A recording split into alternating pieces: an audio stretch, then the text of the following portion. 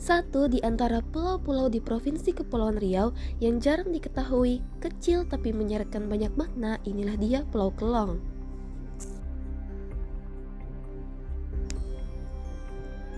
Kelong atau kelong tulisannya yang sama namun berbeda arti. Kalau kelong itu semacam kerambe alat tangkap ikan berupa bangunan dari kayu yang dipasang jaring di bagian tengahnya dan ditopang oleh beberapa drum plastik agar dapat mengapung di atas permukaan laut. Nah, berbeda pula dengan kelong ini. Kelong adalah sebuah pulau di Kabupaten Bintan, Kecamatan Bintan Pesisir. Untuk datang kemari kita bisa melewati dermaga di Baret Motor Kijang, biasanya menggunakan perahu motor atau pompong. Kita membutuhkan waktu sekitar 20 menit untuk sampai di Pulau Kelong.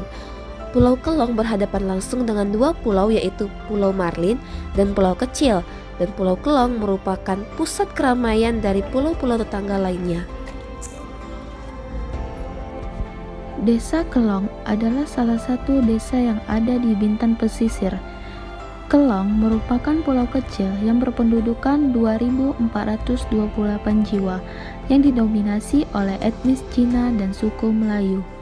Kehidupan masyarakat Kelong sangat bergantung pada laut karena sebagian mata pencaharian masyarakat Kelong adalah nelayan.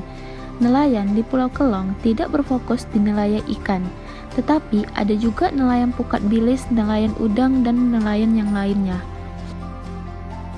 Di Kelong ini juga memiliki tradisi-tradisi yang patut dilestarikan, seperti saat perayaan Maulid Nabi. Masyarakat Kelong akan berpatungan uang, lalu uang tersebut digunakan untuk memasak makanan bersama dan dibagikan kepada masyarakat. Kehidupan orang-orang di Kelong terasa religius dan tradisional, walaupun udah banyak perkembangan dari luar dan masuk ke Pulau Kelong ini.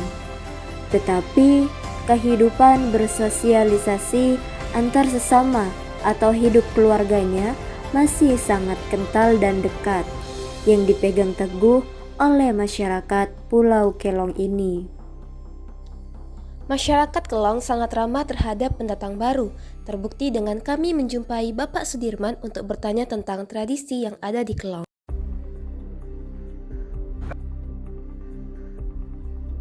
Kalau Maulid Nabi, Isra Mi'raj atau hari-hari besar yang lain, jadi masyarakat sini patungan istilahnya tuh, ngumpul-ngumpul uang ataupun ngumpul-ngumpul barang untuk yang dimasak per RT. Nah, per RT kumpul, baru dikumpulkan satu di sini, diadakan di masjid. Seperti biasanya gitu setiap tahun. Kalau kebudayaan dalam melaksanakan untuk Maulid Nabi ini, semua hal. Kalau kebudayaan yang lain, misalnya apa ya?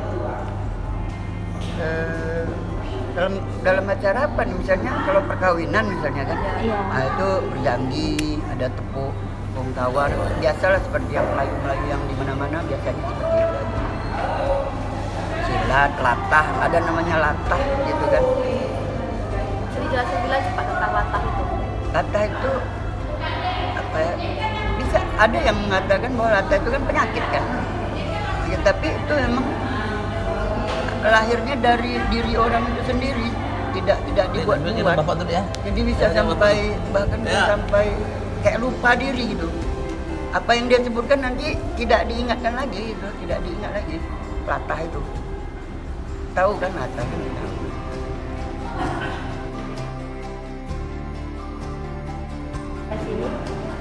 Tantangan kayaknya tidak terlaluan, nggak ada terlalu tabu, nggak ada lagi. Pantangan tidak ada. Pantangannya itu pantangan yang keagamaan aja. Ada kalau kebudayaan di sini lebih ke Tionghoa ada. Jadi setiap tahun bulan 12 biasanya ya. Kalau Cina itu sekitar bulan 12 Cina dia. Kan ada kalender ataupun hitungan tahunan mereka, ada Islam kita kan beda. Jadi setiap tahun itu bulan 12 itu mereka akan mengadakan doa selamatan Tapi biasanya orang sebutnya tuh kongse. Kongse kalau di sini kongse. Ada itu kalau di sini. Kalau yang lainnya di sini jarang lah, paling-paling orang kita Jawa dan udah Kepang itu dah. Yang kebudayaan yang memang setiap tahun dibuat itulah kongse itu. Dari Cina. Untuk mengetahui mengenai aktivitas nelayan yang berada di Pulau Kelong ini, kami menemui salah satu masyarakat di Pulau Kelong, yakni Bapak Burhan, yang bekerja sebagai nelayan Pukat Bilis. Pengertian orang tuh salah. Kadang-kadang pukat lain sama pukat harimau. Beda. Harimau karang hancur. Kalau pukat ikan teri ini istilahnya dilingkar langsung tarik, ditarik ke atas, dia tak pakai tonda kan. Kalau pukat yang dari Malaysia, Thailand itu kan yang besar itu kan dia pakai tonda, pakai gandeng kan, itu karang hancur tuh. Saya pernah juga dengar di Natuna kadang itu kan ditangkap, nah itu buka tonda itu masuk wilayah kita, tarik, bakar, kadang Ibu Susi dulu, bahaya. Jadi terumbu karang tuh hancur. Kalau buka ikan teri ini tidak, karang dia takut. Nah, habis sobek kita punya jaring. Perlengkapan ya makanan, air gitu kan, itu aja. Tergantung musim lah, tak jauh-jauh ke laut gitu. Nah ini kan kalau bapak kan kerja Pukat Bilis, jadi pesisir aja. Nah, tapi sebelah kan dekat aja.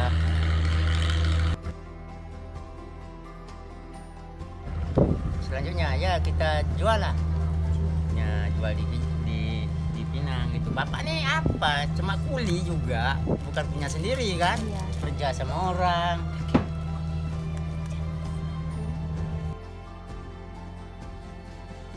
Kalau udah lepas ke laut, jadi kita ke laut. Kalau kita masih di darat, ya tak lah. Ada hari besar apa kan? Kita nggak ke laut gitu. Nah itu kan Pelangin Utara itu kan ombaknya besar sekali. Nah, jadi kita kan waspada gitu kan. Kalau bisa melaut, laut. Kalau enggak ya enggak juga. Kalau musim ini laut, ombaknya tak seberapa lah. Kita kerja laut nih apa nih? Ibaratnya kan susah, bukan kita kerja pegawai. Kalau tak dapat ya tak dapat. Itu aja, adu nasib. Ya kalau bapak kayaknya sekitar sini lah. Kalau ini jauh nih, kampung ini. Ini kan cari ikan.